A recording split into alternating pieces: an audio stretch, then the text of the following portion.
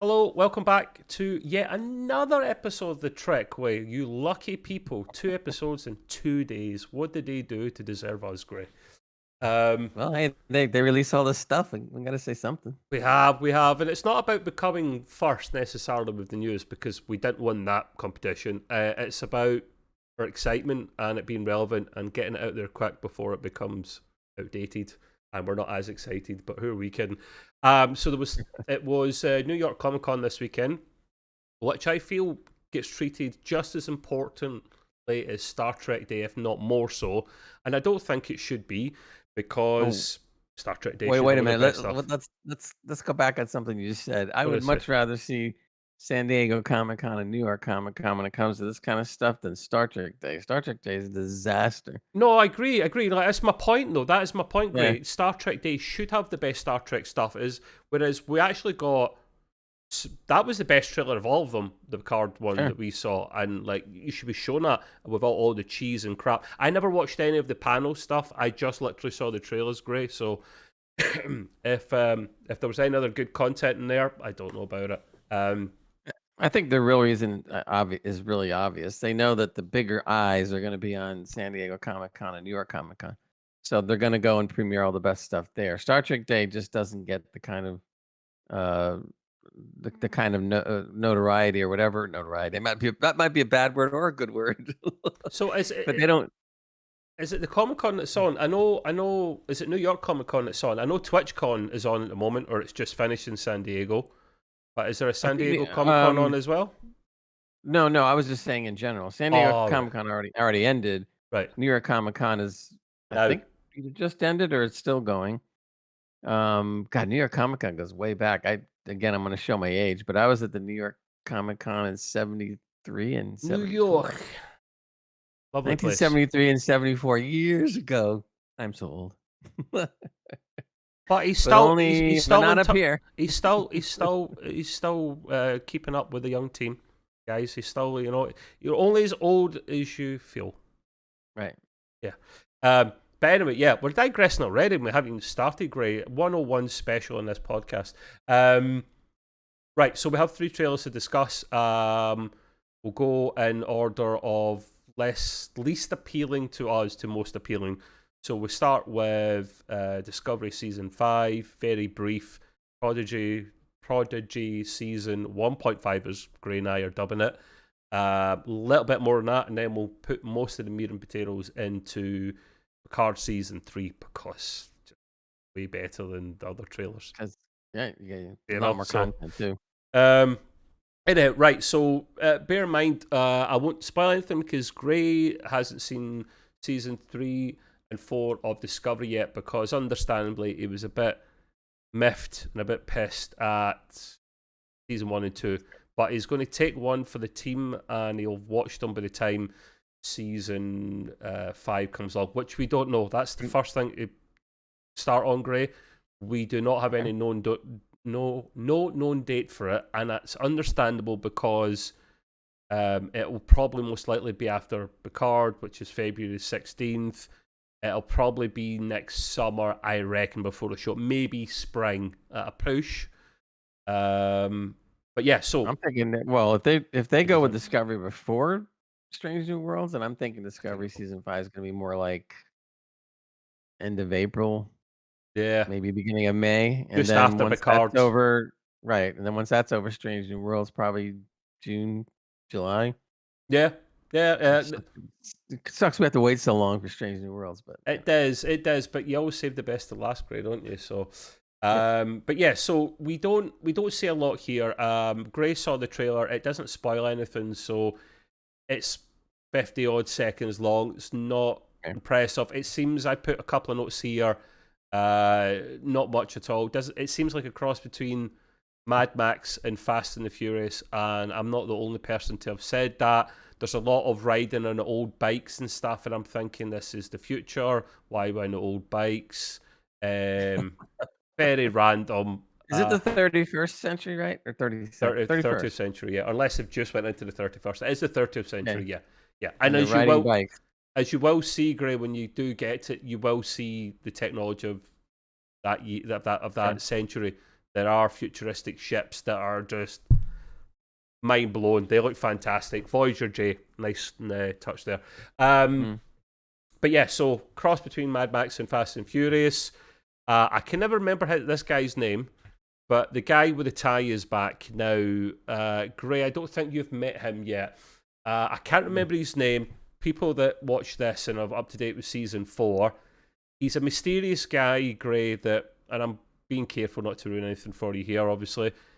He appears. I don't worry about it. He appears in season 3 later on, once they do the future time jump, and he is not in Starfleet uniform. He wears a shirt and tie. You don't see that in Star Trek at that kind of timeline. He wears glasses as well, which weird considering. And he's, that sounds like Men in Black. Yes, Men in Black. Or I got vibes of the guy from Half-Life, the game. Oh yeah. I can't remember what his name was. G-Man or something. Yeah. But or the you remember this TV show Fringe? Did you ever see it? Say that one more time. You ever see the TV show Fringe? Oh hell yes, I loved that. Remember the bald-headed? There was a word for him, and I can't remember what his character's name was. The bald-headed guy that I know who showed up everywhere. The black guy? No. No. That was the white guy, the bald head, and he popped up in different timelines, and he was the stranger. I don't forget what they called him, but it reminds me of that too. Yeah. Him. That was such a good show. I mean, that was when J.J. Abrams was at his best, not when he went kind of. Yeah. The black guy from that actually was the same guy that was. We discussed it briefly on Gray's podcast, Gray's Green Room. We talked about Resident Evil and how we hated it. Hans and I. He was Wesker in the show. Black dude. Can't remember his name. He's a good actor. He does a lot of voice parts in video games and stuff as well. But yeah, so the dude with the tie is back. He's fascinating, Gray. You'll love him when you get to see him. He says to Burnham, the greatest treasure in the galaxy is out there. I think he says the known galaxy. I mean, I'd like to think the biggest treasure is the unknown galaxy, but hey ho, I'm just being pernickety. Yeah. And you did see him, Greg, because you saw the trailer, so you did see the dude with the tie and the glasses. He is working in Starfleet, or we don't know what he does though. Black Ops. Well, hopefully, Section 31 coming soon. Anyhow, no, it isn't. The same Federation president is back, which is obviously makes sense. It's half Cardassian, half human.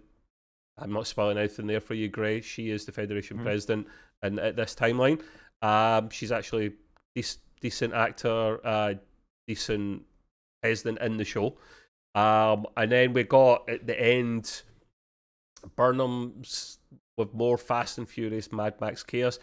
The best way I can describe it, she seems to be riding some kind of spaceship racer thing with her spacesuit on, saying it never gets dull. And I'm just thinking, you've turned Star Trek a little bit into J.J. Abrams' Hot Rod Enterprise here. Like, come on.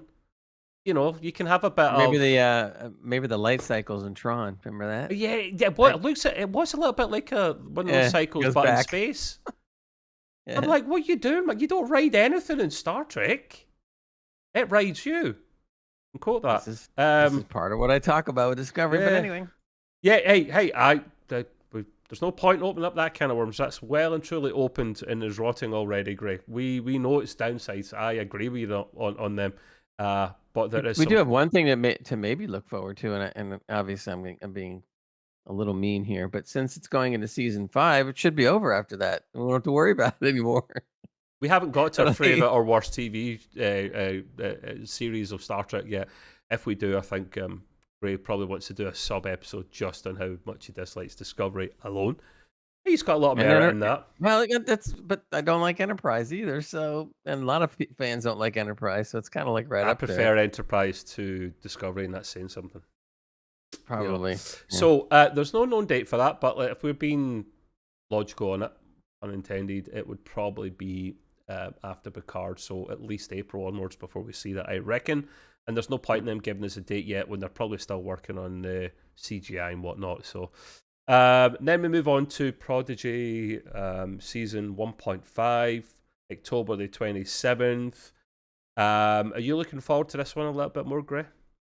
Yeah, because I really enjoyed Prodigy. I thought I was didn't know what to expect of it, and I was kind of wasn't sure I wanted to see another animated show after Lower Decks, but then I heard it was going to be more of a somewhat serious nature, so I figured, right, that could be good. So I watched it, and I was pleasantly surprised that it was pretty good.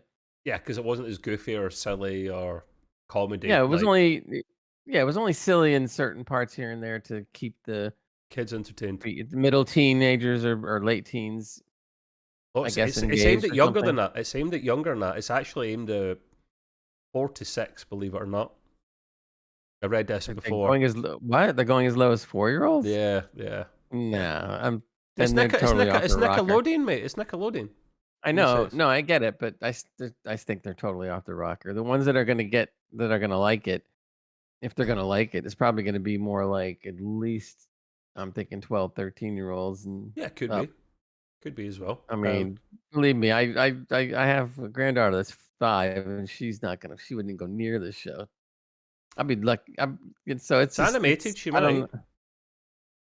Yeah, but it'd be more like you look at it. Oh, look at the pretty colors and the pretty. I mean, that's really if you're gonna get into the meat and potatoes of it, like you're really gonna, and I'm saying that from a viewpoint that let's see, I was God, when Star Trek the original series came on. I got to admit, I was only about 10 years old, 11 years old. Yeah. But I was so into science fiction at that time because I was reading Jules Verne's books and all kinds of other stuff and Arthur C. Clarke even at that age. And I just like Star Trek. Oh my God, what is this? So that was hooked, Yeah. and that No. was it. True. So True. True. And when animated series was on, Gray, you must have enjoyed that. Okay, you weren't a kid, but you must have still liked when it. they did TOS animated, I liked it a lot because hey, new Star Trek. So to me, it's like new Star Trek, impossible. Oh wow.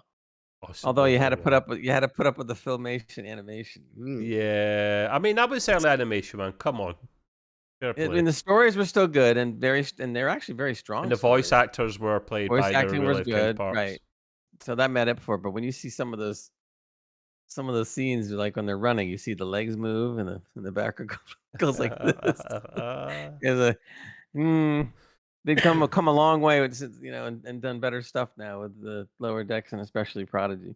How you say pennies. But yeah, so Prodigy. Every time I say that word, I think of the band and Firestarter. But anyway, Yeah, it seems from this trailer, a little bit longer, but not as impressive still as Picard. Seems the team. I've seen. I put or not, but I made a mistake. It seems the team may be proper Starfleet cadets, just because hologram Janeway is hipping, putting the communicators on them. They've got the uniform, so sure. maybe they'll be cadets, maybe they won't. I like the cadet uniform. I don't know if that's actually proper. I think it is actually. Yeah, they're kind of blue. And it seems that the real Janeway, because even though this is animated, there is a real way in a holograph Janeway, just to add to the confusion. 2 Janeways for the price of 1. He's still in the hunt for the protostar because last time we saw season 1, then at the end we saw real Janeway on what looked like that ship from Star Trek Voyager, the Dauntless, the one with the slipstream, but it turned out to be a Mm. ruse. That it's not called that. I can't remember what it's called, but they've obviously used the same design. It's got slipstream on it now because the Federation have got slipstream. Yet we don't see it in any current Star Trek, so that's really annoying. Love to see Yeah. that. And Admiral Janeway. See, I'm getting mixed up with Jamie's already. Gray. Well, real animated Janeway, Admiral Janeway. Don't you add to it. The hologram Janeway says, I love this line, the real me is hunting us, question mark, pause, good luck with that, with the usual sassy Mulgrew kind of tone, so Yeah. I'm looking forward to the Battle of the Janeways. It doesn't look like, from what we could see and hear, that they're necessarily going straight back to Starfleet stroke the Alpha Quadrant, because with Slipstream it is possible to go between the quadrants a lot easier and quicker than it was before. And that's how they should really open that up in the future of Star Trek, Gray. I know we're used to warp drive and stuff, but come on, they've got to... You expand the storyline by not necessarily jumping galaxies, but being able to, within a timeline, go to the Delta Quadrant in a matter of weeks, for example, you know? So I hope they expand that going forwards. If you remember Dal, the young guy, the unofficial captain, someone comes across him and knows a lot more about him than he knows about himself, where he came from. We get that in the trailer. And then Gwen, the daughter of the bad guy from season 1, and was a bad guy at the very start herself, I guess, until she came to love the crew. She seems to remember her past, actually, because a lot of her mind was blocked out. Her dad's a nasty piece of work. The one point in the trailer, she apparently remembers everything. Yeah, she remembers everything, which God knows what that means. It could be good or bad. And the real Janeway seems to be impressed by these kids, because she does say, "Who are these kids?" So she's got a bit of respect for them, admiration for them, pun intended.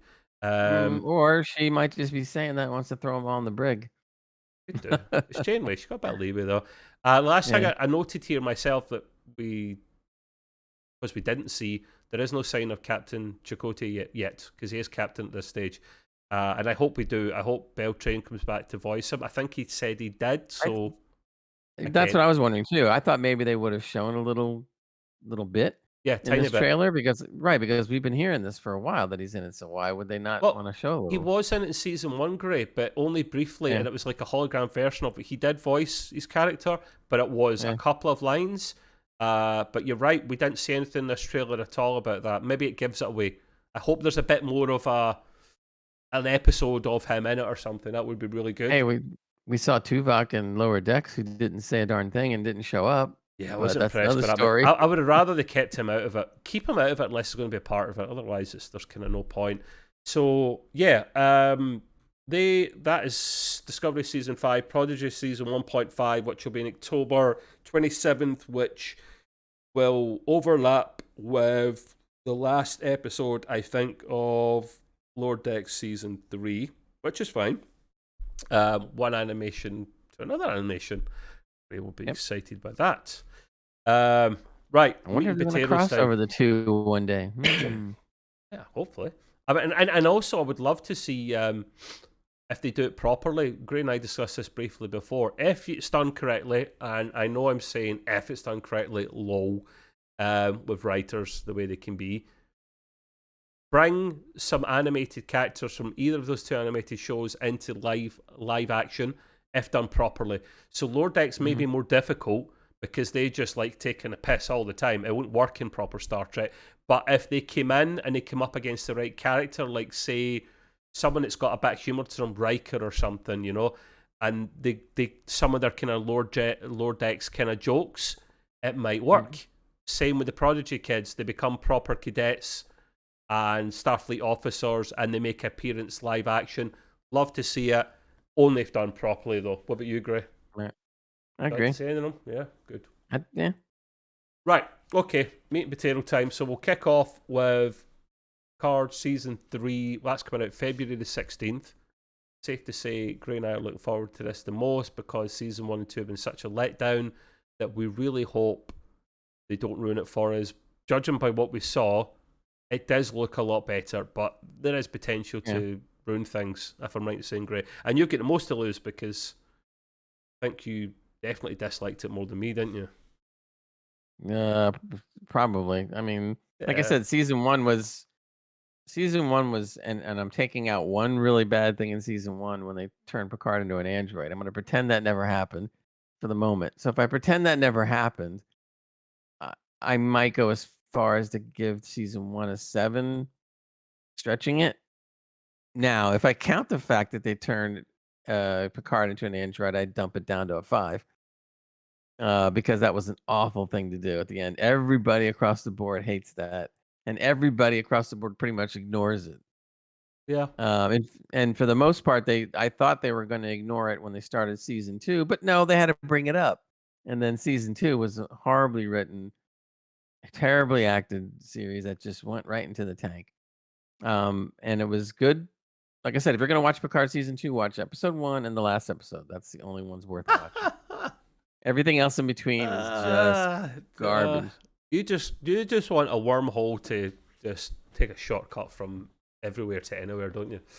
Well, at least season 1 gave us some hope. It wasn't great. It wasn't horrible, but it gave us some hope. There was some good stuff in it. So I was thinking, like, okay, this isn't so bad. This is a decent little send off, starter, and season 2 should kind of pick up from there and right down the tubes. I know, man. I know. Hey, glass half full. That's where I am, and I hope you can be for this as well. I might be a class half full, maybe, from what we've seen. Yeah. In the trailers so far. I don't know if there's going to be another new trailer. From what I'm hearing, this might be it, because they've already done 3. I think this being the third one. I suppose. Yeah. They'll probably just rehash it a lot until it's time to. I'm actually surprised that they showed as much as they did this early. Yeah, they put a lot into this, and we still got it like almost 4 months to go. Yeah, so I was like, what? That's a lot to put in it. It's probably ready to go just now. I mean, I know they've always got all this extra CGI and post production, all that to do, but I would have expected a trailer like this to come out maybe 2 months before, not 4 months before. Hey, we're not complaining. We'll take it. We'll take it. Right, we'll kick off then in the meat and potatoes. So we do start this trailer. It is 2.5 minutes long, this actually, to be fair. We start off with a couple of random characters coming into the bar, which I think someone said I read online is a version of 10 Forward. Probably makes sense on Earth. These characters come up to Picard, who's just trying to have a meal, chill out, and they go, Admiral. We do note here that the whole cast is back for this, by the way. Pretty much, the whole cast of the main A-listers anyway. And bear in mind, the way it's cut doesn't mean these things will necessarily happen. They're very smart and sneaky Hollywood. So we do see these snippets and scenes. We see the Titan A adrift, possibly out of action. We hope. This is what I was wondering, actually, Craig, because there are scenes where it's getting absolutely smashed through this trailer, the Titan. And we think maybe it only lasts one season. Maybe it will last longer. We don't really know what its status will be, but it takes a pounding, and if it's out of action at that particular scene, that probably take place, I'd imagine, later on. I wouldn't be surprised. Were you happy to see Riker properly back? It looks like in his captain's uniform with all the proper pips. Yeah, I think I have to go back to look at Picard season 1 again. I think he had that uniform on. Yeah, when he called in the fleet, he was reserved though. He was reserved, so I think now it's looking like he's properly not reserved back in action. But good to see. But you didn't like something. There was a line here that you put, Gray, that you weren't a fan of. What was it? Picard at some point in the trailer says we must run. 7 says from what? It's the only thing you see of 7 in the entire clip, which is kind of strange. But anyway, and I just the first thing I think of when I see this, he says we must run. I'm going like, come on, man, stop running. That's all the series has ever been. He's always running from something in the first season. He's running from stuff in the second season. I mean, enough already. Stop saying we're running away. You're going forward, dude. Has he ever heard of teleporters? The transporters, even they're a lot quicker than all this running malarkey. Yeah, that's true. It's good to see. Hey, Patrick Stewart in his late 80s or whatever age he is, still running at his age. Good for him. Yeah, okay. You've got to keep fit in the future, Gray. Just like if you really look at the trailer and the past trailers, and you go back even on the season 1 and season 2, Patrick Stewart ain't doing a whole lot of running, dude. He's not running much. He's not running much at all. They should just show him from the waist down and have somebody else run. You know what they should do, Gray? They should have the Star Trek the animated series running underneath him. Yeah, his legs are like you mentioned. His legs going. The Benny Hill. That's exactly what it looked like. Yeah, they've got to keep fit in the future as well, Gray. What can I say? Mm, We then cut to the enemy ship for the first time. I think it's called the Strike, from what I could mm. gather, reading online, which I don't like that name. We'll see. Gray and I have got a point in this each because we're not impressed by it. And I Yeah, think it's not at because all. I've mentioned here it looks for me like a cross between Nero ship from the Kelvin verse that we shall not talk about universe, Yeah. and the Scimitar from Nemesis. Scimitar was a bit more impressive on its own, but it's this whole pointy talon thing. I get they're getting inspiration from nature, Grey, but this ain't nature. Hmm. This is a feckin' starship. And Right. why does it need to? What's the practicality of these little pointy wing bits it's got going forward? Nothing. The thing Intimidation. that That's it. right, the thing that I always liked about Star Trek is it went through different series and stuff Practical. of the past. Is you always had different ships come around. The Cardassian ship is different than the Dominion ship, which is different than some of the Federation ships, which is different than the Romulan, which is different than the Klingon, which is different than some of the other aliens. And what do we see? This ship, which looks like the same garbage we've been seeing for the last couple of years and in the movies. I mean, can you think of any better ship out there? Hello? I mean, I would wanted to see a cool ship, something different, and this is just blah. You don't see You this know. ship very cleanly at all in this trailer unless you freeze frame it, and Yeah, I there's a couple didn't. other scenes where you do see it, but it's just It's again, it's just yeah, blah. it's just, no, it is black. It's like it it's like a cut down. What was that ship called? Nero ship in the Kelvin verse one. I can't remember. It I had a forgot. funky name or something, like it was mutated ship or something. It was weird.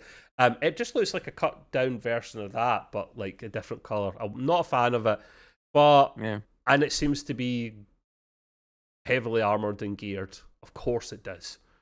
Typical. These yeah. enemies seem to really work in their starships for years in advance, knowing what they're going to do. I think.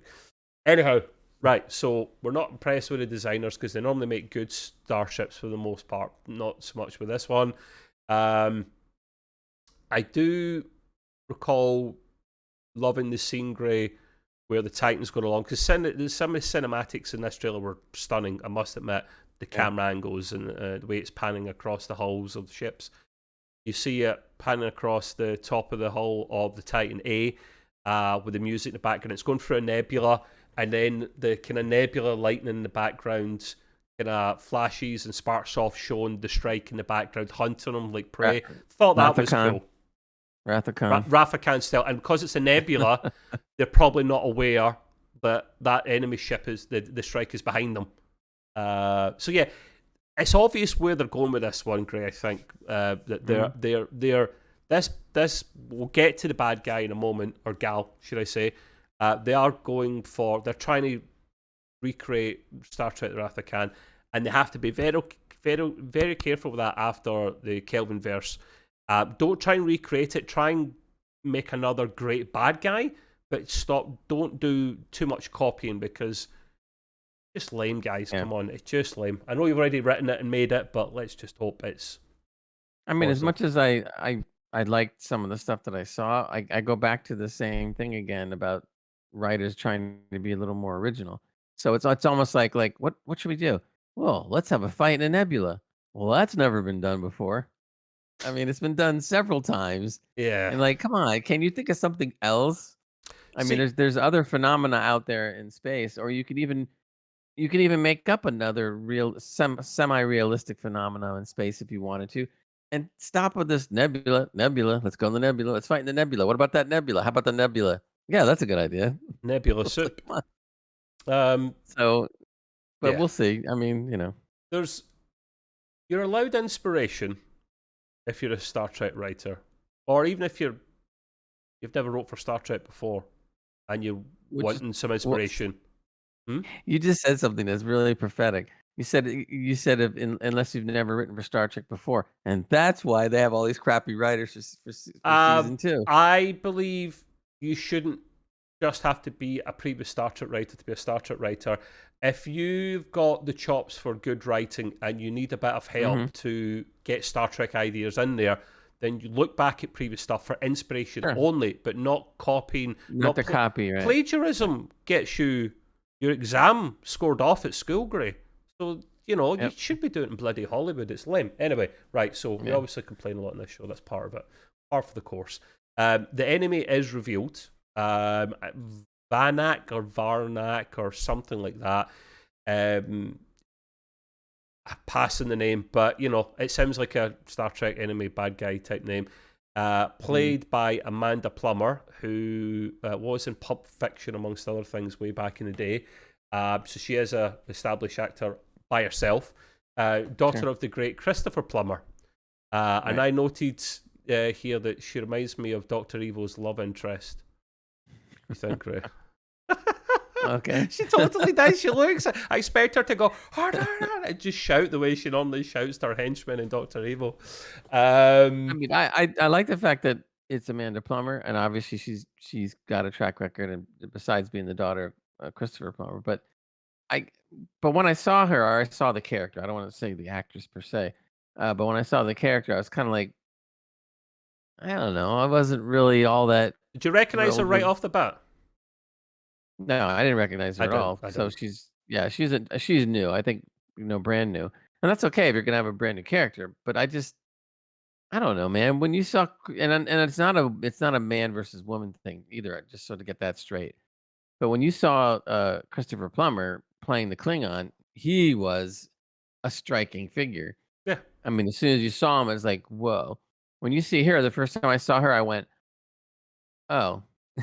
So it's kind of like, it's okay. You got to look the part as well, don't you? Yeah, then I don't think she really looks the part that much. So I'm kind of like, I don't know.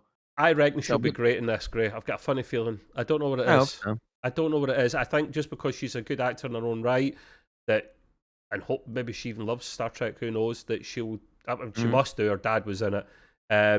But you did note something when we first see who she is, Gray, what she does in her chair. That obviously, yeah. There's a scene that Christopher Plummer does in Star Trek 6 where you see him swing around from the chair.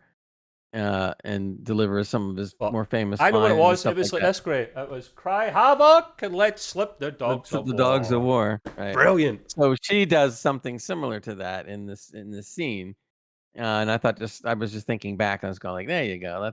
That's a good little trick you want to do. A little homage thing. I don't remember what she said there, but the fact that I don't remember means it's nowhere near as brilliant as that line, because the writing in Star Trek 6, they were brilliant. I just saw these poets in there and loved it. Yep. But yeah, so we then see the strike, as we believe the name of the ship is, smashing the Titan up, and it seems to not be firing back. I see this far too much to Star Trek. Yeah, there may be a reason for it. Radiation, power out again. It's just sitting there getting absolutely smashed by this thing. And Gray's not happy with this. I'm not happy. No. Now, bear in mind, Gray, like what I just started there, the point with, anything could happen, but try and show some of the. It's a trailer, so you've got to show the best of the whole season coming up, don't you? So we see the good guys getting smashed, but we want to see the good guys smashing back. I didn't see much of that. Did you? No, there was only a little scene later on when Riker just says, "Fire all we got." You see the Titan, I think it was a Titan, shooting some photon torpedoes, which is fine. Where the photons? But the thing is, the orange. The red photons. But the thing is, it just seems like you and I both agree. What is this thing with the Federation ships getting pulverized all the time? I mean, we keep seeing it way too much. It's kind of like, so what do you just sit there and get shot at? And every time they have to turn around and go like, well, the shields aren't really ready for it, and they just get. I mean, it's happening in lower decks way too much. Oh yeah, last episode. Cerritos in one season or a season and a half gets pulverized like several times. I'm like, okay, I know it's not an Enterprise ship, but I mean, come on. I mean, this is like ridiculous. And now I'm seeing it where you really shouldn't be seeing it. You're seeing it in the trailer. So if you're going to show that, I mean, I go back to, I don't know if you remember these, but you can see them online. The old trailers that they did for Wrath of Khan, right? They they showed scenes of the Reliant firing on the Enterprise and vice versa, so that you would see both sides, and you knew, oh, this is going to be a battle. This is pretty cool. In this one, it seems very one-sided. The enemy is winning, and that's about it. And they seem to be, and like I said before, that everybody in the cast, and again, we preface this by saying it is a trailer. I get it. Okay, but in this trailer, it seems like the whole cast is running, and more running, getting smashed and running some more. Running And you get simulator. right, and you get one scene and one scene only where it looks like they're doing something and they're fighting back. Otherwise, it's almost like the whole trailer, the cast is always on its heels. I Right. mean, It's if I'm making a trailer, I'm gonna put more stuff that shows an equal amount of one of both of these things. Both yeah. enemy, and you just don't see it. And I'm sitting there going like, granted, I love seeing the different cast members pop up. I really do. I mean, that's exciting, and it was exciting to see some of the ships and et cetera, like we're saying. But I'm tired of this thing where the Federation is like you're just getting kicked in the butt all the time. Yeah.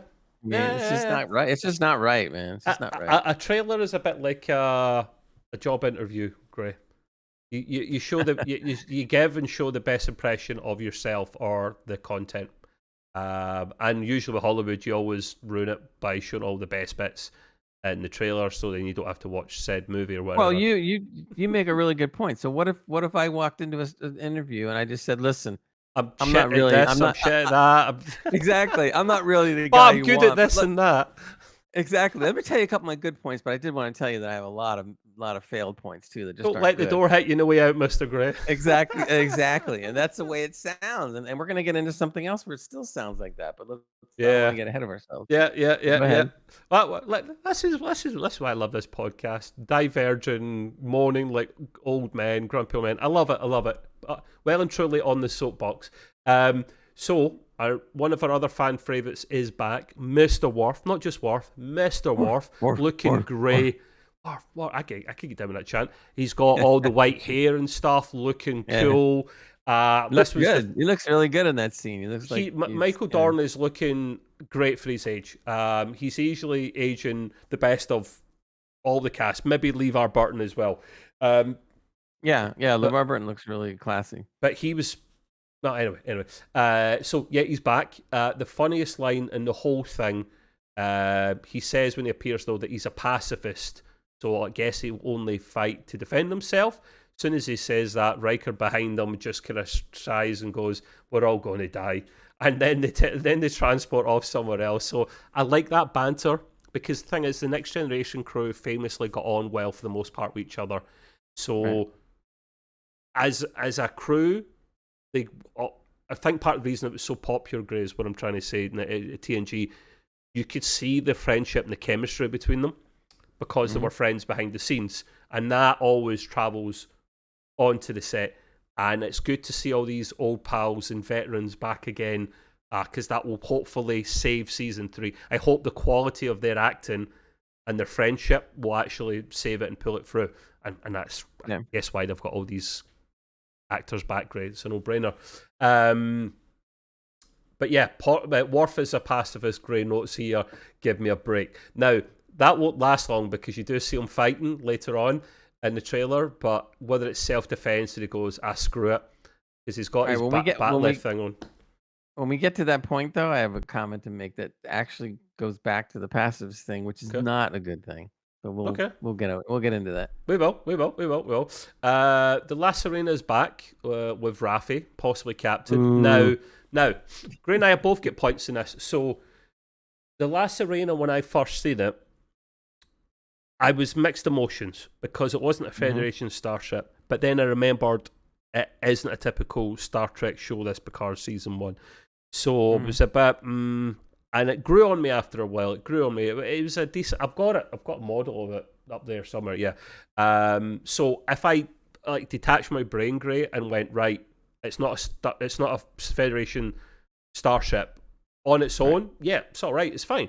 It done the job for season 1, but it seems to be still hanging about like a bad fart, like it's exactly. Yeah, it's won't like go away. Go now there, and the thing is, it's had more captains than it's 2-3 captains now. It's several paint jobs. It looks like Raffi's the captain now. Gray and I are not massive fans of Raffi, right? Horrible character. Yeah, the thing is though, Gray, I think if we're trying to be, I guess I've got to be slightly more on the fence than you, and I envy your luxury there.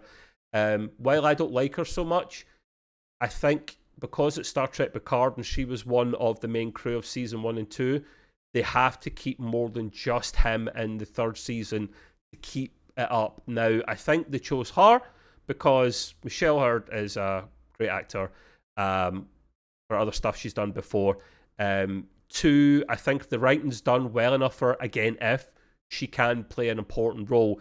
And she kind of took over unofficially as the Riker to Picard when Riker went off to Captain the Titan. So there was this kind of Captain number 1 thing for a while in the beta canon. Well, not just beta, it's actually canon now. So she's important to him and vice versa. So I reckon we have to take one for the team here, I think, Gray. And while we're not massive fans, hopefully she comes on and she do much worse this season 1 and 2. I want to see the character die in the first 10 minutes. I mean, the season 1, she turns out she has a drug problem. Season 1. Look, here's the problem. Here's the problem. Besides the fact that I hate her character and terribly written and the whole 9 yards, the only reason they put her in season 3, the only reason is because the writers or whatever felt like, well, we have to keep someone in from the first 2 seasons just because for the people that might have actually liked the first 2 seasons. Yeah. So we'll just kind of stick her in there. And I'm like, no, you don't. You should have just made it cut and dry. Everybody knows you're doing the 3rd season because that was what we wanted to see the first season. Not the 3rd season, the last one. So no, you don't have to have Raffi. She's not necessary, not a part of the whole thing. You should have just left her out and just kept the cast. The cast is already big. Plus, you're introducing some other new villains or whatever, and we'll get to some of that. So it's already a big cast. You don't need her. Keep her out. Put her in the airlock. Flush her in space. Anything. Just get It is a very, hey. It is a very good point, no, Gray, because the cast is huge, and my concern for this is while this word "if" in the Picard writing stuff comes about a lot. If done well, it can be amazing because you've got so many toys in the toy box to play with. But the problem often in Hollywood, I think you'll agree with me on this point, Gray, is when you have so many people. Even with the best of writers, it's really hard to give them all quality time and content. And especially Raffi, who is to say where I come from, a nippy sweetie, which means she's a so the only character I've hated more than Raffi is Peanut Hamper. From Lower Decks. Who do you hate more, sorry, Peanut Hamper or Raffi? I hate Peanut Hamper a little more than Raffi. Oh, wow. I could answer that.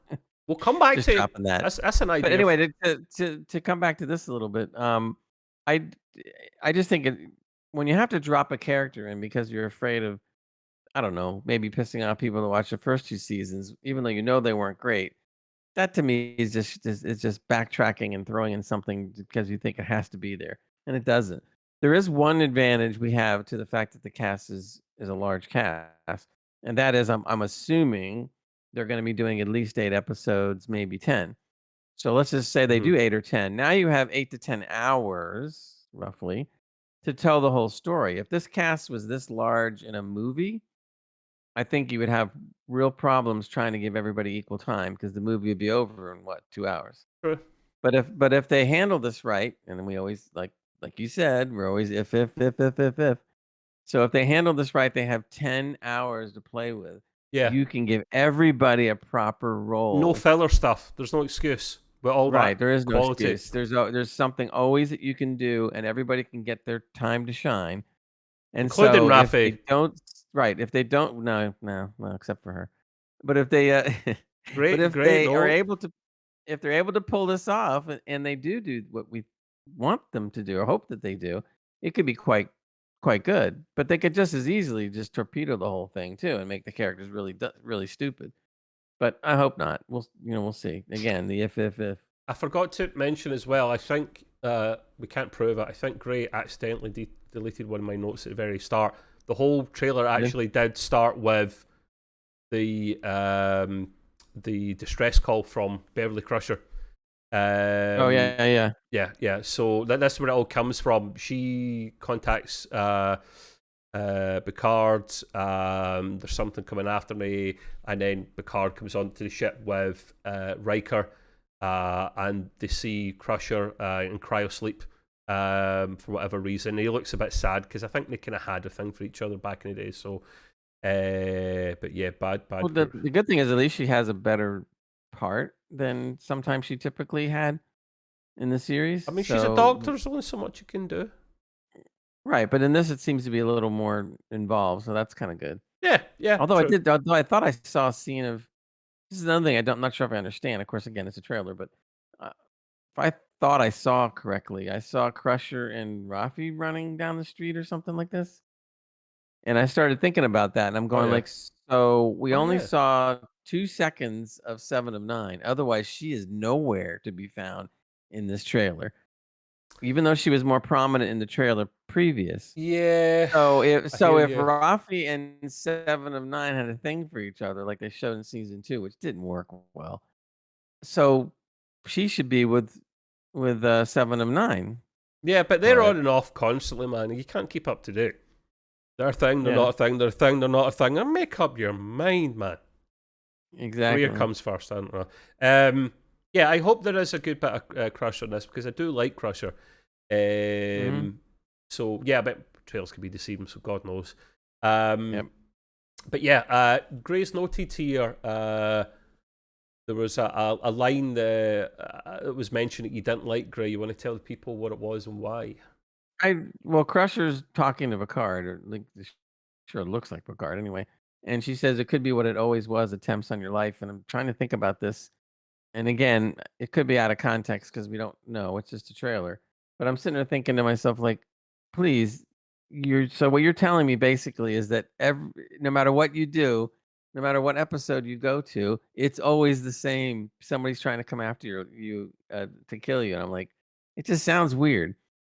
But I'm gonna write that one off as not getting it because we haven't seen the whole series yet. But it just starts to eke on me a little bit, like again with the not original writing. You could have thought of a better line. Like it could be always was attempts on your life. Really? There was attempts on his life even before the last 2 series. I mean, are we done with this already? In fact, he died and became an android, and we already said that was bad. So What? So this, I remember this line in the trailer, and I agree with it a little bit, but also I have to respectfully mostly disagree with Gray because the thing is, he's the main guy, and in one way or another, they've done it very differently from the first time you saw Picard till current times. Mhm. His life has been in danger a lot. More recently, more specifically recently, like directly rather than just in the line of duty. But people have been gunning for him a lot, and I think this bad gal is after him because he represents the Federation. He's the Kirk of his time. You take him out, you don't necessarily take the Federation out, but it makes your job easier for sure. But with this new villain, which again we don't understand fully because it's just a trailer, she seems, and she even said she's taking vengeance. So I'm They've always got bee in their bonnet, these bad guys, don't they, man? It's like, get a grip, of course, man. it's all part of the bad guy code. You have to do these things. No, but I'm sitting there going like, so she's taking vengeance out on Picard or the Federation? Apparently both, I guess. Yeah. Because she does mention something about the Federation, burning in ashes or going up in ashes. So she obviously doesn't have a thing for the Federation nor Picard, or whatever, or like you said, what he represents or whatever. But anyway, that's just one thing that just kind of irked me a little bit, but it may have nothing to do with anything. So yeah. I'm not going to get really hung up on it. Fair enough. We moved to LaForge. He's come back. Mm-hmm. Sorry, my earbuds are kind of falling apart here. We moved to Jordan LaForge. He's back. He doesn't seem too best pleased. Right. I think it's because possibly Picard's involved his daughter in the shenanigans. Seems now that his daughter is the helmsman of the Titan A, but then that could be misleading again. But But it's No, I the, don't think it was because there was a scene where Picard said something about LaForge. He was screaming an order, I guess. and it pans And to her. he goes, yeah, and he goes, LaForge, gun it, and she goes, aye, aye. So when I saw that, I'm going like, oh, No, okay, probably. so I'm just they can cut trailers any way they want. That's what I'm thinking, But it makes sense. yeah, It's the Sulu thing again, isn't it? It wouldn't be the Enterprise without yeah. a Sulu. It wouldn't be a I don't know Titan Which without a actually, if you think LaForge. about it, would have been even better if they had a Sulu, right? Yeah, At the helm or something. yeah. But they already did, and that was the Yeah, I daughter. know, but I still want to see So more of that. anyhow, right, so he's not a happy guy, but he's looking good. He's still in active duty, but it looks of things, LaForge, and his visor's well and truly gone now. Technology's caught up where he's got implants to make him see well enough. By the way, I thought I picked up on the internet that because of the pips and the medals he has on, he's a Commodore. He is So a Commodore. apparently, What rank yeah, is that again? Is that below Commander or above Commander? I No, think it's that's above Captain, but I below think Admiral? yeah, I think that's what it is. I think it's above Captain, but not an Admiral. Yeah, because you get different levels of Admiral as well. I remember, what was it? Commodore O, the Decker, Commodore Vulcan. Decker. Yeah, and Decker and O from, the Vulcan that turned out to be the Romulan spy from Oh, right, right. Yeah, season 1 of Picard. Yeah, wore the sunglasses. Oh, that character. yeah. We have then, as we saw a scene of Raffi and Worf fighting. Is that pacifism? Is that him defending himself? I note here only one winner. Low Worf for the win. I'm not even going to take. You can't even go to the bookmakers for a bet on this one, Gray. I'm not taking any bets. Oh, of It's course. Worf for the win. Well, what I love seeing, of course, because I don't like the Raffi characters, you see Worf head butter, and of course, Worf has a big head Oh yeah, with little ridges on it, so that's gotta hurt. yeah. That's where I come from, Gray. That's called a Glasgow kiss. They call that a But no, Glasgow kiss. but here's now where I'm a little concerned because back he was saying that he's a pacifist now, Hmm. and he doesn't, go into battle or whatever, which is really weird because I don't care how much of a pacifist he is, he still have Klingon. But Yeah. anyway, and then when you see the scenes where he was fighting with Rafi, he says that I was once like her, where I was full of fury and and I got He's into talking to fights a or random whatever. character, isn't he? Like, I don't know who it was. No, he's addressing Rafi because when he Oh, says he's looking this, forward. he's fighting her, Yeah, yeah. and then you see the comment come after the fight. So Who was the what guy he was bothers me, standing beside then, Gray, when he's saying this at the I same don't know. time? There's someone right by his face. It's like in the shadows. I couldn't really see real well. But the thing that bothers me though about all that sequence and what he said was that seems to correlate to the fact that he is a pacifist because he's saying like, well, I was like her, and of course I beat her up or whatever because I had to defend myself or whatever he was doing. And it really sounds more and more and more like he is really a pacifist. And I'm sitting there going like, oh, please don't do this. Right. Okay. Again, it's a trailer, so I don't want to get too Yeah. nutty about it. So What I would like to see happen, which I think will happen, but maybe I could be wrong. But what I would like to see happen is he's saying this being a pacifist, and you hear Riker's funny comment or whatever. And I think what's going to end up happening is he's gonna flip great. like a light switch from pacifist to Klingon is a good day to die. Yeah. Great. I look at it logically and what people want to see. I think you're spot on. I don't think they would do it any other way. It would start off because it added to the comedy with Riker's comment, "Oh, we're all going to die," Right. and the humour that the next gen characters generally had between them on set. I think he will go screw it at one point because pacifism, while it's an honourable thing, it's not a Klingon thing, and it just doesn't make sense. So he will snap at one point and go, "Screw this," and it won't be till maybe much later on. Yeah. But we'll see at one point. So yeah, we'll see what happens there. I mean, Raffi can hold her own. For all we dislike her, she's a good fighter. She can hold her own. That looked like an interesting fight, but still, my boy Worf for the win. I did note below as well, Gray, that this is something I've read online.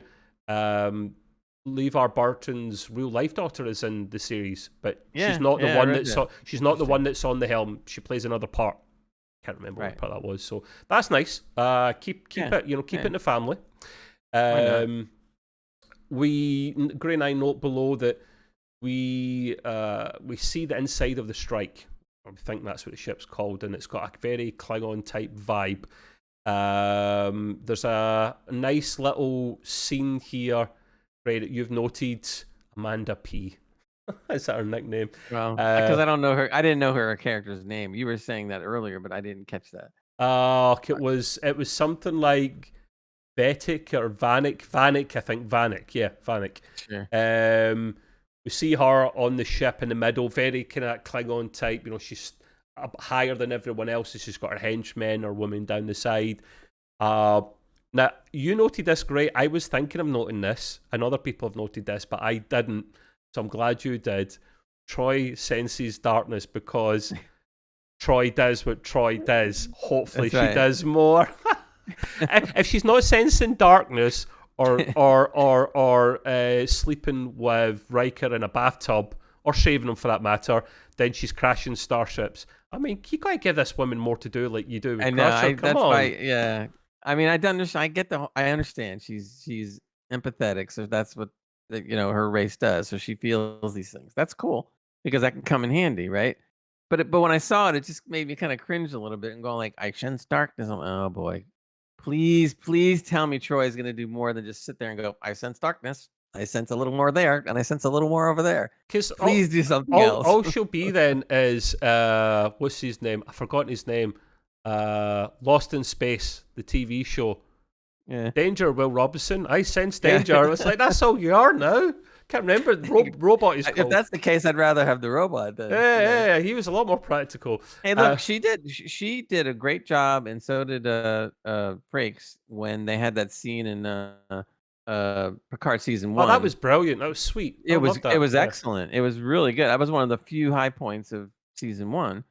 Was that whole thing. So I'm sitting there going like, cool, because now she's been around. She's been married to Riker for a long time. She's got things going on. That's why I would have picked something else to put in the trailer, or at least showed her doing something else. So please, I hope she does more than just that. Yeah, come on, guys, please. She's got to. She's a good character. Please use her properly. But yeah, so now we move on probably to the best part of the trailer. Of course. And it's Enterprise bloody F. No A, B, C, D, or E. But we don't know what's happened with E. Hopefully, we think it's been retired gracefully. Decommissioned, yeah. And it's the first ship that's properly retired since the Enterprise A, which is hilarious. Not came to a sudden death. It could still be flying, Gray. I mean, I have to work out the years. It's not a silly amount of years. I'd like to think it was still there, but it's probably just then been mothballed, honorably discharged, and now the F is here. I mean, I know in somewhat in naval history, they also could. First of all, they could decommission it because that's normal, or they could end up decommissioning it and renaming it and putting it out there as something else. Yeah. Used to be the Enterprise, but now it's doing whatever. Yeah. And then the newest, because it has to always be the flagship, and so now we have the newer class of ship. Now, I don't know. I'm assuming this is true, but I read on the internet that the Enterprise F in this movie is Odyssey class. Now, when I saw it, right, but when I saw it, it looked a lot more like a Sovereign. I mean, I get it. There's a reason for that. So as much as I love you, Gray here, and feel free to add on to the end of this. I'm definitely stealing the initial thunder on this one. I'm very excited about this. Yes, it is an Odyssey class. What they've done is they've taken the design from Star Trek Online, the game, because they have made some cracking ships. They redesigned it a bit themselves in game. I've read about this online before handing it over to Paramount, and the Paramount boys have done their work on it. Now, it doesn't look exactly like it does in Star Trek Online, which is fine. And yes, it looks very much like the Enterprise E, which is a good thing and a bad thing, Gray. For me, it's hard to start making these things look different because they're a bit scared. Don't want to make it too different because it's no longer an Enterprise. But they also had a winning formula with the Enterprise E. So it's an iteration, it's an advancement. And if you recall the design from Star Trek Online, you only see a top-down shot of the Enterprise F here. Yeah. but underneath it does look quite a bit different. There's like gaps, there's like pylon type things that attach the top saucer to the secondary hull. It does look a bit more, it does look a bit different, but I see the similarities to the E for sure, Gray. I'd imagine Right, it will just be and I'm souped definitely up. not saying that that's a bad thing at Yeah, all. it does look very It's just similar. because I remember that. Well, again, this goes back now to the Star Trek Armada games, which go way back. But in those games, they had a Sovereign class and they had a Sovereign X class. Did they in the games? What did the Sovereign Yeah, X do? and the Sovereign X It's going to give it was to you. a little more souped up Sovereign. It didn't really look that much different, Huh. but it had thicker armor and Is that like the little Neo more on the arm. Constitution then? Would it be the kind of equivalent, if you like? Well, yeah, but the Neo is the connotation before something. So Neo was before Ah, Constitution. okay. So this was an advancement on the Sovereign, but not really. It would almost be almost like the 1701A. This is like You say, Sovereign. you say before. How can it be the before? The Titan A From the is way after, but you say no, I before. understand that, but Neo Constitution means it's the What's literal model. meaning? It's the model before the actual Constitution Right, came okay. up being Neo. But I think they just took that as being like, well, we can probably vary on this and make the Titan, and that's what they did. Yeah. I mean, this Titan in Titan A looks obviously a bit different, not a lot different, but different than the original Titan They we look quite a saw. bit different, mate, from Lord X, if you recall. I don't know. I don't know if it was Yeah. that much different, but it's different. Oh, yeah, You know, yeah. which is nice, and it's nice seeing it, especially in Which is real life. fine. They You don't know, need to always look the same. This is the thing. That you right, can right. make things A, B, C, and they don't look very similar. Like the refit Enterprise to the Enterprise A, were almost identical. Yeah. But yeah, so we see the F here. Now, we'll spend a good few minutes on this because we see it, and again, it's maybe the way it's cut, it won't be maybe exactly as we saw it, of course. Yeah. We see the famous space dock, not one, because that's somewhere else in the galaxy, but we see the famous space dock we've seen from the movies, from Star Trek The Next Generation, in orbit of Earth with many different starships. Well done, not so much copy and paste this time, Star Trek. Many ships there, although some copy paste jobs around there with fireworks going off, and then you see Enterprise flying in. We assume that's to welcome it to its inaugural flight. Yeah. It might not be the flagship though, Gray. Hey, for all we know, that scene that we just saw is at the very end of the series. Yeah. I mean, this is the thing. So there's a couple of ways of looking at that. I'm glad you touched on that, Gray. So that could be the end, shaping it up for the next generation. And if it's done well enough, I would like to see a series on the Enterprise F with a new crew and cameos from some of the old guys from time to time. That's absolutely fine. But the other thing it could be, Gray, is very much like Star Trek Star Trek Generations, number 7. It could be Kirk and Scotty on the Enterprise B coming to see the ship launch in its inaugural flight, like the old guard handing off to the new guard. That could be closer to the start of the season as well. So it could be either, you're right. But then if they're going to do that, they should have Shatner there and then George Takei. No, only kidding. God, the only thing with that is, right, and I don't know how you feel about this, Gray, is unfortunately, and I think this is the right way to do it, although it's saddening my heart to say as much, the Enterprise F will not be the hero ship because the Titan A has to last at least the season, otherwise there's no bloody point.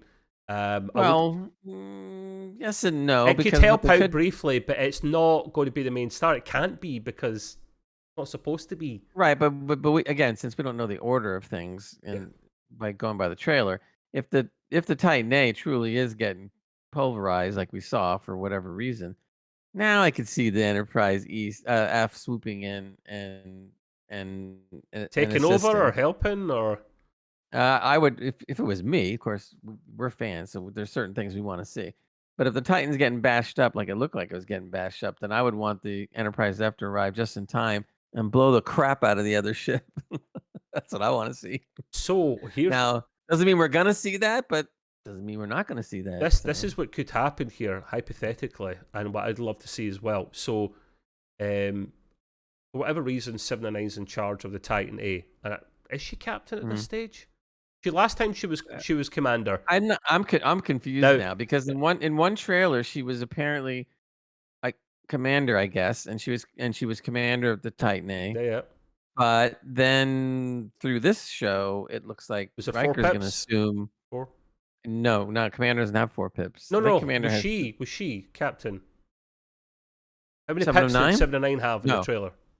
not 4. She wasn't a She's captain, still commander, right? Okay. but she was in command of the ship So anyway. the, Maybe for some my whatever my reason. point of that was going to be on Deep Space Nine. Sisko starts as a commander. So Right. my question is going to be: I don't know an answer to this. I think technically you can be in charge of a ship without being a captain, although it's rare.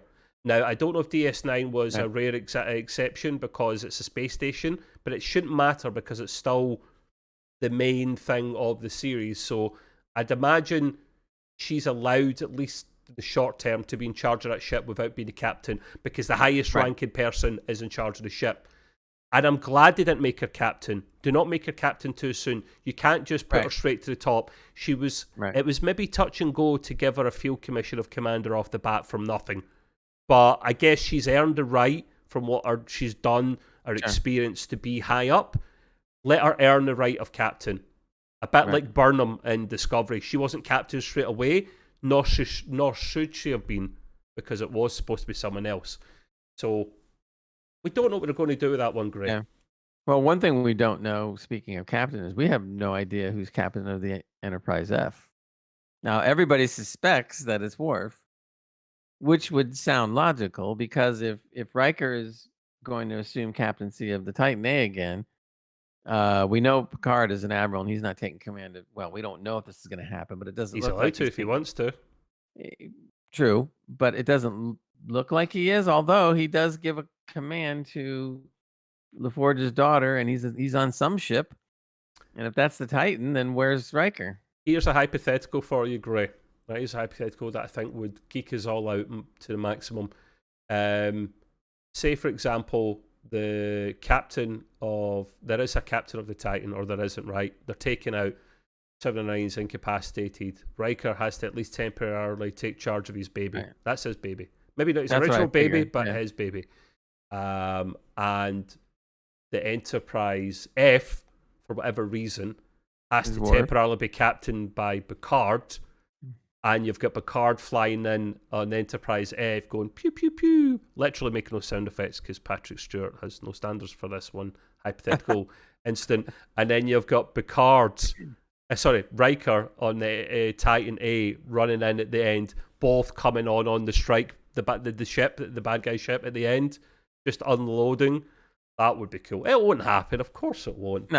No, but something similar. I still want the Enterprise F, hopefully, and I think they will. More than just a cameo. It has to fly in and save the day somewhere, even if it's only flying in a particular episode of the 10 episodes that say it has to. It has to.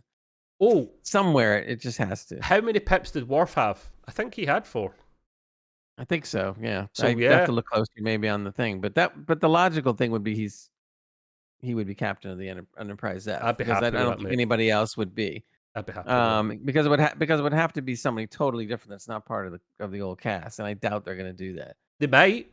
They're actually someone. I watched another video before that said, I hope it's such. I can't remember the character's name. I hope it was such and such, a name I've never heard of. So that must be something from the books, or it must be something from Star Trek Online, because this other character seemed to be important. And if they're going to do an offshoot, Gray, another series like the next generation, whatever they're going to call it with Enterprise F, it probably is going to have a full brand new cast. Which is fine if they bring in cameos from time to time to send or on their way to steady the ship, pun intended.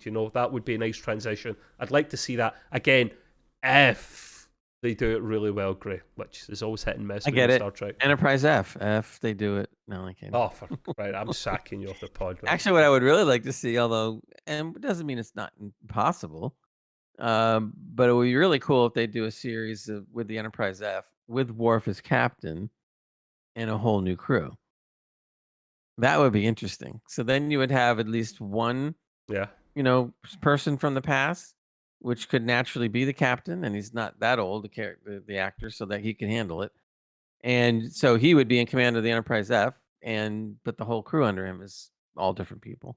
Yeah, it would work. We'd love to see it. And I think that's what we're going to do because they need new content. They always need new content going forward. So that's a great idea. And do you know who it's up to? It's up to you, Gray. It's up to me. It's up to all you guys out there watching and listening. We made Strange New Worlds happen. Do not give them any credit for that, for just listening. I'm sorry. You don't get recognition and credit for listening. You get recognition and credit for doing, and you didn't do until we asked you. Doing the right thing. Enough. Yeah, doing the right thing, Gray. Thank you. That's a much shorter version. So hopefully we see that. That would be fantastic. Anyway, right. So after we see the Enterprise F looking pretty good and flying on, we do see another scene of the Titan getting smashed up massively this time. And someone from a review I read earlier on looked like someone had been poured petrol or gas onto the thing and lit it up. It looked like a different explosion effect, which was a bit weird. As long as it's not the typical rocks that we always see in a ship every time it blows up, there's always rocks that come down, which is always a pet peeve of mine. Yeah, there's a guy that always takes the piss on YouTube about this. Every time there's an explosion, it looks like rocks are falling down. I'm like, what is it with rocks in Star Trek? We just happen to be carrying some from another planet. Exactly. And then right to the deck. And if you put Amanda Plummer's character wants to off everyone associated with Picard, I mean, of course it does. Everyone in the Federation is going to die, mate. That's why I was trying to think, like, well, okay, so is your vendetta against everybody on the crew of Next Generation, or is it against Starfleet? Because now it seems like she just wants to kill everybody Picard knows, and I'm going like, where is she coming from? Who is this person that wants to just kill off everybody Picard knows?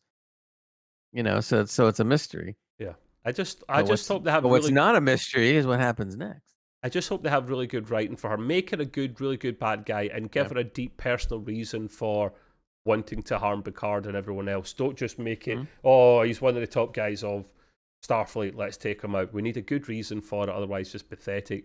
So yes, now we do move on to a couple of really important characters that are returning again. Love it or hate it. First one is Daniel Davis is back as Moriarty from TNG Season 2, Episode 3, Elementary Dear Data, and Season 6, Episode 12, Ship in a Bottle. Thank you for including that, Gray, for a little bit of research there. Now, I'm glad it's the same actor. He doesn't look massively older. I mean, he's older, but he looks like he's certainly in the face. It's him. Yeah, he's aged in his role. Yeah, he looks fantastic. He looks menacing. He's got his revolver gun.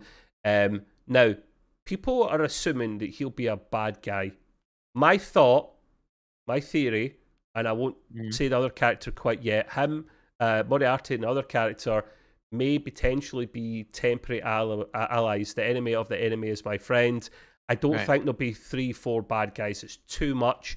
I reckon I hope not. They'll get his expertise in to actually take out Vanek. But it's good to see this character back, Gray. I loved him in TNG. Brilliant character, brilliant actor. Those two episodes also were two of the more popular episodes of the series. So they were very, very well received. A lot of fans liked it. It even won some awards. So it's interesting. I thought it was really great to see somebody like that come back. I was like, oh yeah, I remember that guy. Well, so now we're going to have to figure out how they're going to explain him coming back, because the last we left off. He was in some kind of prison thing, hologram prison or something. Well, kind of. In Ship in a Bottle, they sent him off thinking that he was the entity now, because he's self-aware now, because he became self-aware in the first time we saw him. That's why the second time the second time though, he was even more self-aware and knowing things about the ship, etc. But they ended it where they sent him off with a girlfriend that he created in the holodeck, which came from the Sherlock Holmes books, more or less. Yeah.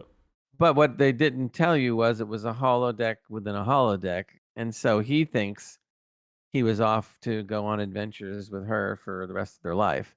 So he was very happy, but that was the whole ending. So that means that, as far as we know, that's what he thinks was going on, that he went off and had wonderful times and whatever. So now he's coming back. So they got to explain now what happened after that to the point where he's coming back in the series. So that'll be interesting to Uh, see how they explain it. It'll probably be something similar to the way Khan come back, because when Khan was in TOG, TOG, TOA. I've TOG, just right? made up a new Star Trek series. Um, yeah, TOS. TOS. Thank you, great.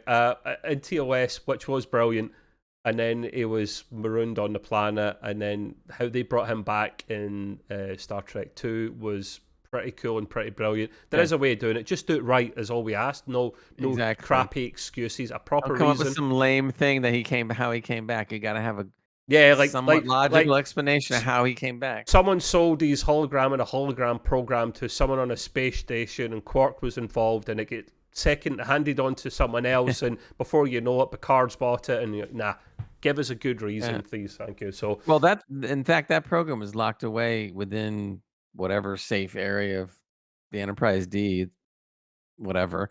So we weren't really explained as to what essentially happened after that part. So again, remember when we were hearing about there might be 2 Enterprises in this series? Yes, Enterprise D to go back. What if he's still buried in the Enterprise D and he got out from there somehow? Genius, Gray, genius. Yes, we did hear this, didn't we? But that would be a reason to say. What do you think then? What do you think plausibly would happen then? They have to go back to Enterprise D for another reason, and they get his program accidentally, or he finds his way on there somehow. Seems like the first reason. God knows, but my think is maybe if Enterprise D is docked or made into a museum piece or something, I don't know. Because the saucer section was destroyed, but that doesn't mean they couldn't have salvaged it and put it in a museum or made it a tourist attraction. I don't know. But you would think, though, if Starfleet obviously would know that this had transpired, because that's what you do captain's logs for, etc.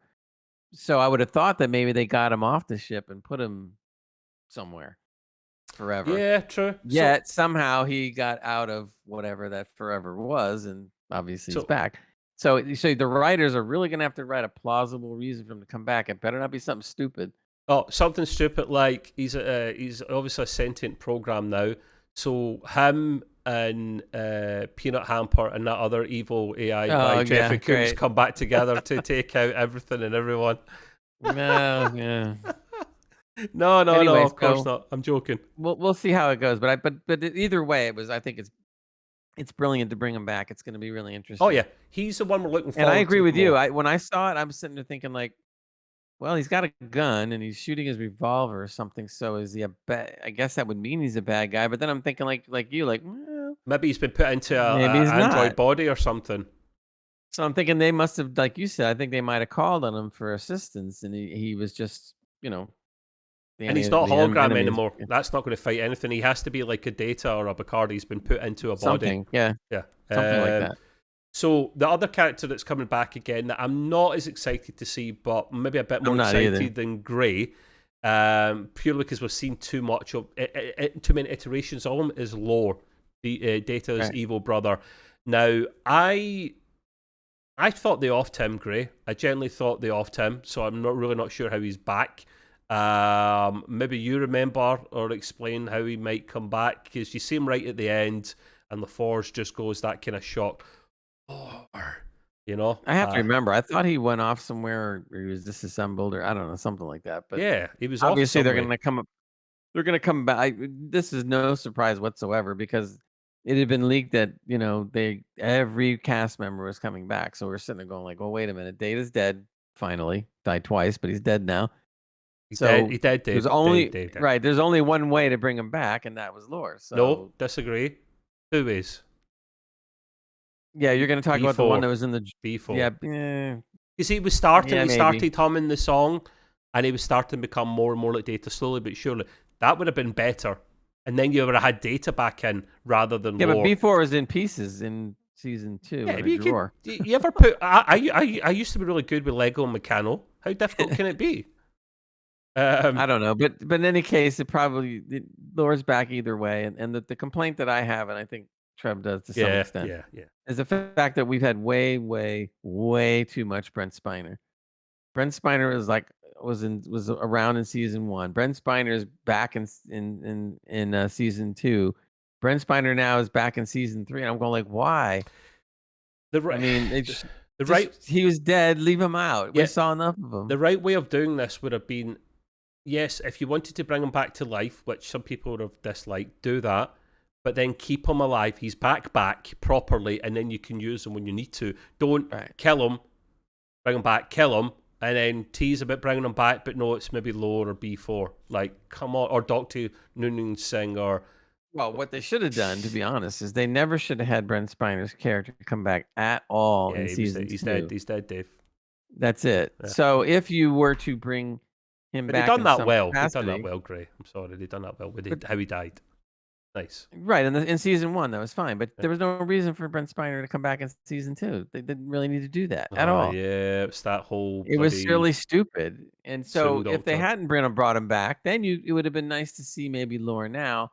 But now it's like anticlimactic. So it's kind of like, Brent Spiner again? I know. And I think he'll be like Moriarty, where the two... I think my assumption right now, I'm calling it, is...